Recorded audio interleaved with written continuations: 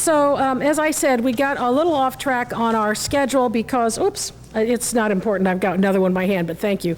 But I wanted to let you hear one more rather brief section from Jim Kemp, who's going to play a piece for us on the organ, because we had a couple of people specifically ask me when they came in, can we hear the pump organ? And then I'm going to have you listen to Mr. Dana Crapo, who's going to talk about the cemetery across the street, and then Diane Hawk, who's in this bright orange and yellow day glow vest, will take anyone interested across the street to tour the cemetery. While that cemetery tour is going on, the meeting house will be open for browsing, and then just to give you the rest of the event, we will do one more organ session, and then we are going to have Elena, again, who was just up here talking about the Victrola, tell you about the history of the Interurban, which carried 7 million passengers a year in this area, and had 500 trains, I think, a day, which we have a sample of the original tracks outside our building, so you don't want to miss that. So, and then we still have more iced tea, lemonade, water, cookies, all kinds of goodies outside, all for just for taking. All right, so Jim, please join us.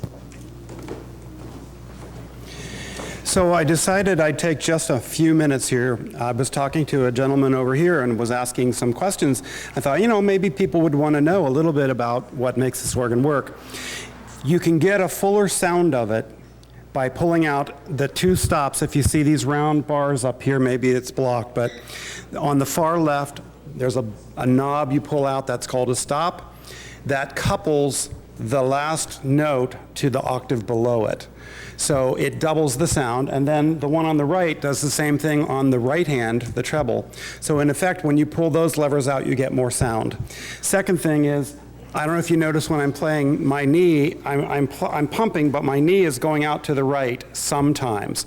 That's a volume pedal, but you can't, like on a piano, you just push it down when you want. Sustain, but more volume is what you get with the right knee. So there's some mechanical things going along there, and in the era this was built, it's quite amazing to me. So I was picking a song here, a double meaning. This is from the hymnal, Tell Me the Old Story. Now, in the hymnal, it's the story of Jesus and his love, but what have we been talking about here today? The old story of the Victrola and the schoolroom and everything. So I'm going to play two stanzas of Tell Me the Old Story.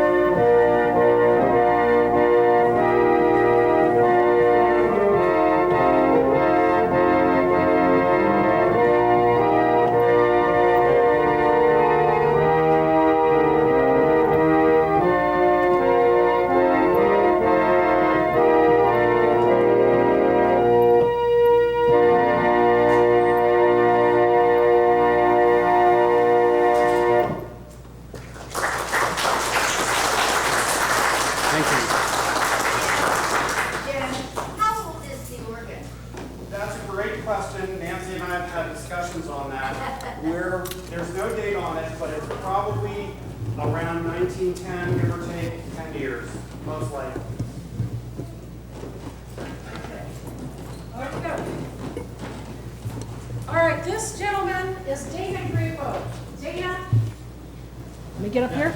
Dana is no longer currently on our board, but he was on our board for so long that he is going to be a board member emeritus throughout eternity because he's quite a knowledgeable person. So let us give you Dana here. Would you pass out the handouts? Thank you. Okay. They're going to pass some things out to you there. And is he going to sit here? Yes. Okay.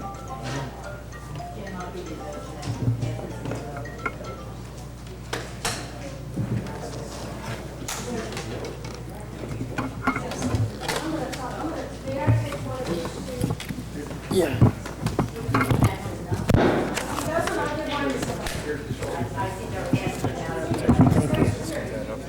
Yeah, I think that'll do it. That should do it. I hear myself for reading.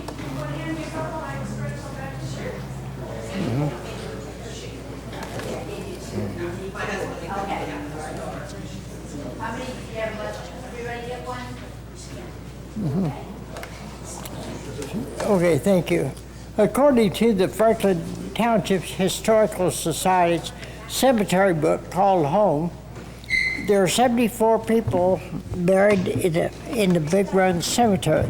25 of them are children, and 10 of those died during the years 1861 to 1865. The latest burial was that of Wayne Haynes Smith, whose ashes were interred in May of 2015. Now, Big Run is a closed cemetery, but it came one of our requirements that came with our gift of ownership of this building and the church lot and the cemetery was to allow the church leaders' commitment to allow descendants of Samuel Smith to be buried at Big Run. So Samuel Smith was the man who gave the early church members this land to build their church. Now, Wayne Haynes Smith had asked our society to allow he and his wife to be buried next to his parents, Mary and Ray Smith. Now, Ray was buried in 1986, and Mary was buried in 1981. Now, the last person buried in Big Run before 1981 was in 1935. Now, one of the questions that are asked about the cemeteries was the first church building in the grassy area there between Franklin Road and Headstones. And the answer to that is no. It was here where this building was. However, today we often see old or rural cemeteries with the church building in front of or beside or behind the building. The cemetery is laid off in rows. I have counted 12 rows, with the entryway at the south end of row 3. There are no headstones in rows 9 or 1, and only one each in rows 6 and 2. We have been aware for several years that there's some very readable headstones in the Big Red Cemetery with names that are not listed in the Called Home book. Now, the Called Home, the section Called Home and the booklet Fisher Cemetery lists many of the burials in Franklin Township to the year 1935. The names that are in the Big Run section of Called Home were collected by WPA workers in the 1930s and by a survey of the cemetery in 1954, two partial family burial maps and the memories of some older members. Before there was a Big Red Cemetery, there was a Smither burial ground there. Willis Smither established a cemetery, a burial ground on that corner, probably about the same time that the early members were building their frame church here. Now, burials could have begun earlier. We have no written records from the Smither burial ground, such as who, where, or even the size of the ground. We do have the information that is carved on the headstones. Also, a few lines in the church members' business meeting notes and some family information. We can see, when we're over there, we can see that the stones are mostly carved on the west side of the stones. So I assume that the people or the persons are buried on the west side of the stones as well. Now, the first known person buried in the Smither Cemetery, as far as the headstones are concerned, was Mary A. Billiter, a 2-year-old girl who died on January 31st, 1852. She was the daughter of Ephraim and Sarah Billiter. Now, the burial ground did not become known as Big Run Cemetery until February of 1861. In January of 1861, at the church's monthly business meeting, Will Smither asked the other members if they would like to have his burial ground for their church cemetery. The church leaders asked him to draw up a deed and bring it to their next meeting. Willis and his second wife, Mary H. Smither, formalized a deed with Justice of the Peace, James Morgan, on January 21st, 1861. They presented it to the members in February, and it was accepted. The members paid Willis $20 for his burial ground and some land around it. That parcel was the space we see today, from Franklin Road on the west to the cemetery fence on the east, from the south side of Indian Creek Road to the property line of the house to the north. It was 1 acre in size. Churches now would have needed some time to prepare the land for a larger burial space, probably cut down some trees, dug out and burned the stumps, plowed the land to get the tree roots and the rocks out of the way, and filled the stump holes with dirt, and leveled the ground, adding dirt wherever was needed.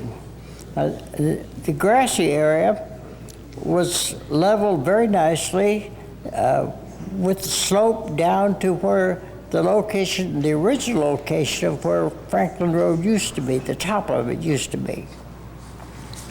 Now, the handouts that were just given to you, you've probably seen, this is a list of the people that are buried in the Smither burial ground. And the other one is a cemetery map showing you where those people are buried. Okay. Holding it up, the direction east is at the top, and my right hand in holding it is on Indian Creek Road. The left hand is to the north, and Franklin Road is at the bottom. The horizontal lines mark off where the rows are. And the little X's indicate the approximate location of where the headstones are today over there. The elliptical circles indicate where other persons may be buried, particularly where there are no headstones. And the numbers that are on here 1 through 13, they match the numbers that were on the list. In other words, number 1 is where Mary Bellator was buried. Number 2, John W. Kemper, and so forth. If you've ever wondered why the big boulder sitting over there in the grassy area is not in the center, if you go over to the cemetery with your cemetery map, you'll probably get some suggestions there. It's just that they didn't, it just wasn't too heavy for the horses to pull it, so they pushed it off on the ground, something there. Diane Hawk, Diane, you want to hold up your hand there? She'll be over there at the cemetery to help you get acquainted with what's over there and questions that are needed. I thank you all for coming today, and be careful crossing Franklin Road when you go. Thank you.